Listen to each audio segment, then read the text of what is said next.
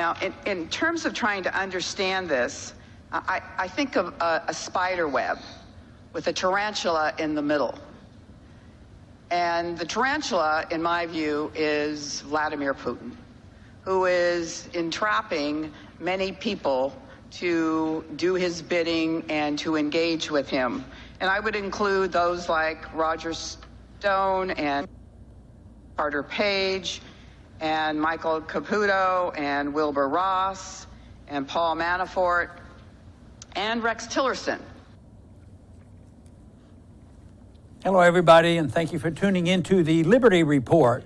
With me today, Daniel McAdams. Daniel, good to see you. Good morning, Dr. Paul. Well, that was an interesting little clip. Reminds me that there was a hearing yesterday, yes. Ongoing hearings, and we're learning so much. We know so much of what's going on. But, you know, on the surface, I've heard two different interpretations. One, Trump's in the corner. He's in trouble. The Democrats got him. The FBI's after him. And then I read a little story, a little article by our friend Pat Buchanan. He said, watch out.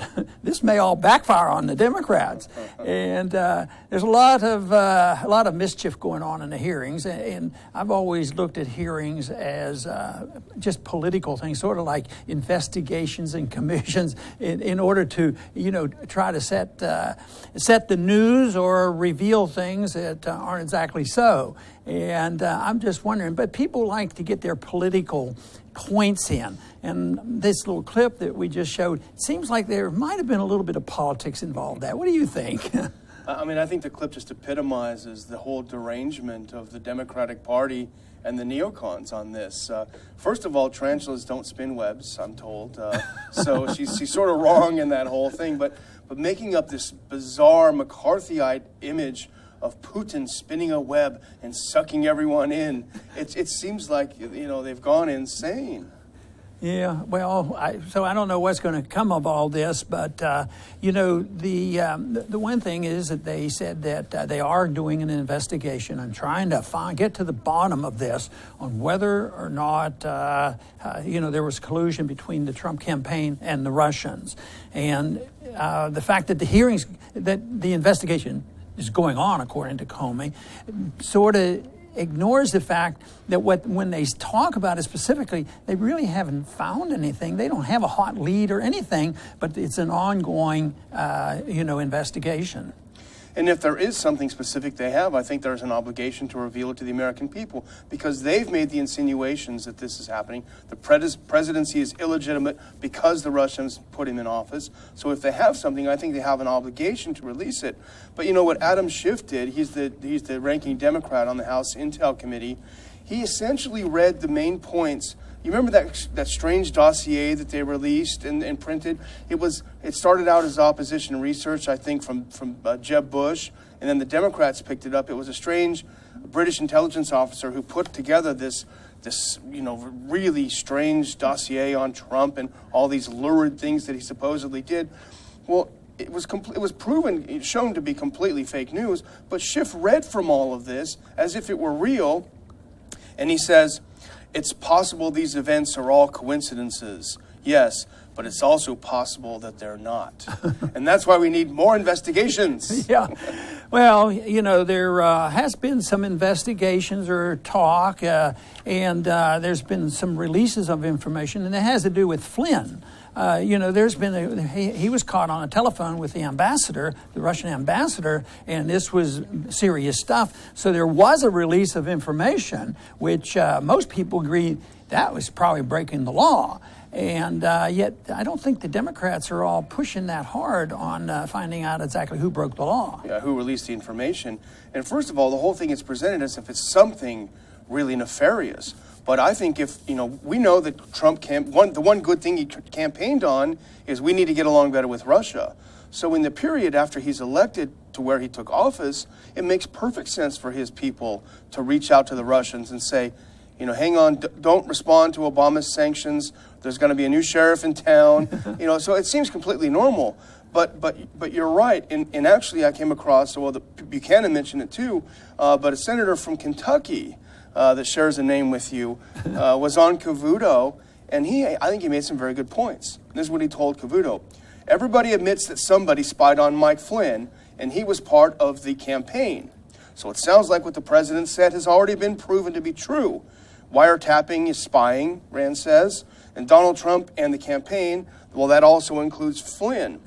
And then Rand continued, Flynn lost his job because of an illegal felony in which somebody released the results of someone spying on his campaign. And, you know, in the midst of all this, accusations and charges and trying to figure it out, the enemy, those people who are trying to destroy the current administration, said, well, whatever was done had no effect. You know, this collusion of Trump with the Russian had no effect on the vote on the votes. So what are they talking about if it had no effect on the votes? Why are they hysterical? Could it be a distraction from their disastrous campaign? That might have been part of it. Maybe that's why they're talking about spider webs, because I still haven't seen anyone point to what the Russians are supposed to have done. And we saw this in the hearing yesterday. They asked him, did the Russians hack the voting booth? Did they hack the results? No. They went down to different states. They didn't do that. There's no evidence presented that Trump colluded with the Russians, and that's what Devin Nunes said and what also the FBI essentially said. So what is it they're supposed to have done? See, I don't see either side as being very saintly. I think both sides are quite capable of spying on each other, just like we spy on our allies overseas, and we're involved, and all countries are involved. All records are kept. This whole idea that the accusation is that Obama, planted a wire. Well, he had information out there. The information, everybody's information. I think back, as early as I think it was Jennifer Flowers involved with Clinton. Yeah. Early on, and they had telephone reports, and I don't even think he was the president then, but that came out in the open. But what I thought, wow, nothing is sacred. Everybody gets spied on, so you better watch out. So this has been going on for a long time, but they just don't want to admit what they're doing. But both sides, I believe, they do it, and both sides are politically going back and forth. Both sides very often flip-flop. Anything that gives a political advantage, their philosophies can change. And then I keep to thinking, you've heard me say this, is, it's amazing how much of this back and forth and bickering goes when ultimately when we look at the important issues, whether it's monetary policy, financial crisis, debt, the foreign policy, the troop builds up, the military-industrial complex, they don't even touch this stuff. So it's in many ways a lot of a distraction, from the real issues, because I don't think philosophically there's that much difference. But there is a difference between these personal battles, and they're worse than ever. But they're fighting over who gets to write the checks more so than who's going to save the country, who's going to introduce this really weird notion of how are we going to preserve and increase the amount of liberty that the American people are guaranteed. You never hear that discussion, and I don't see either side being too concerned about that issue. Yeah, there's a lot of gotchas and things like this, but no one's talking about Trump moving the troops into places where he has no authority to do so. No one's talking about the deficit exploding, the debt limit, the $1 trillion he wants to spend on the infrastructure. It's all about spider webs, But one of the gotchas that the media picked up on from the hearing yesterday supposedly was presented when Admiral Rogers, said before the committee, he has no knowledge of anyone asking the UK intelligence to spy on Trump. The media, of course, reported that, Trump lied. And this is not to defend Trump, but the fact of the matter is, it's not like Obama picks up a phone and says, hey, Teresa, I need you to listen to Trump's phone. They have it already, as you said, anyway. And the UK would be, because of the Five Eyes, one of the Five Eyes countries, they already have access to all of the raw intelligence that the NSA collects. So they already have it. All they have to do is slip it to Obama or someone around Obama, and here you go, it leaks out. Yeah, and it seems like some of these illegal leaks, if you want to call them that, they probably shouldn't have been spying on anybody to leak it. But it seems like the Democrats and the left have some friends in the media. Like it looks like the New York Times and the Washington Post. Don't they get special privileges when it comes to this secret information? But they're participating in something of a collusion. It's not like them getting information and publishing it. They're working with somebody in the government that gives them their leaks. Oh, they're anonymous.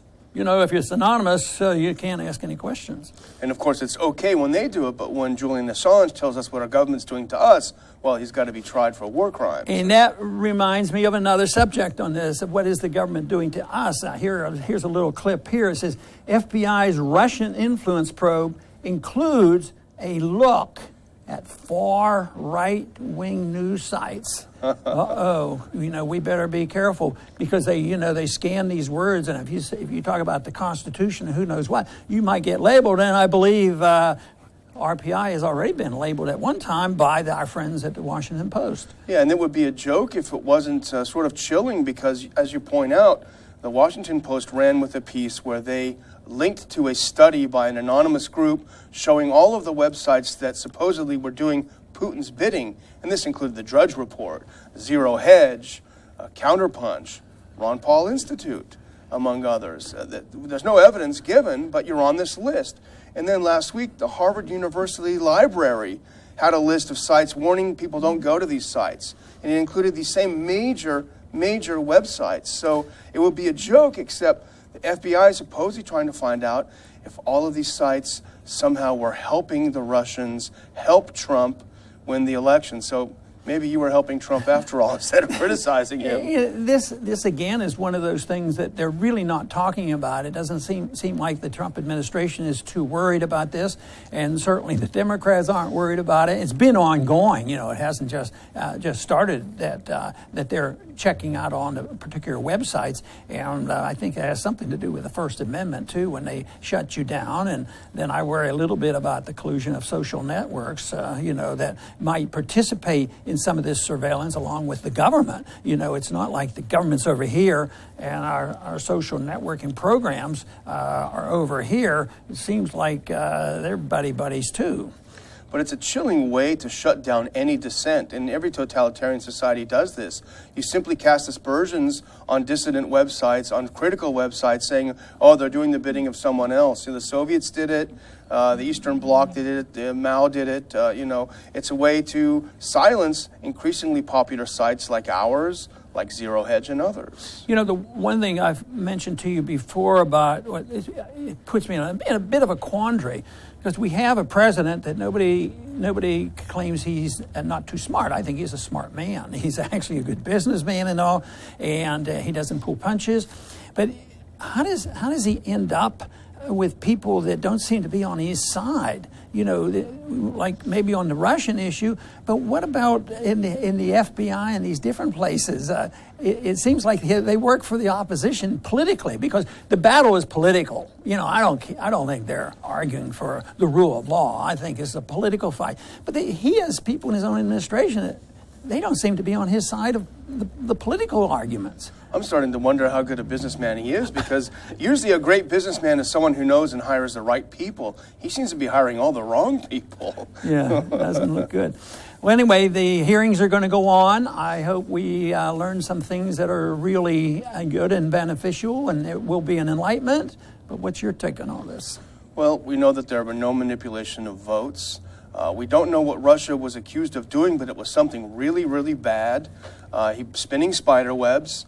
But the main takeaway, I think, is what are they not talking about where they're mired in this kind of stuff? There you go. And I think that the hearings are a charade. I consider hearings like this somewhat like commissions that are going to investigate assassinations and major events in our country. And commissions are generally set up to hide the evidence that shows that government was totally inept or somebody participated in it. And the same way with these hearings, there's two sides. They become very politicized. They get a lot of attention. A lot of people watch this. They are very important. Sometimes you get a piece of information that is blurted out, and sometimes you get a mishmash of a bunch of arguments going on back and forth, which is so politicized it doesn't make any sense. So I think that maybe it will be that Pat Buchanan will be right. maybe some of these charges and stirring up of these problems will, backfire, and the Democrats will very much suffer on it.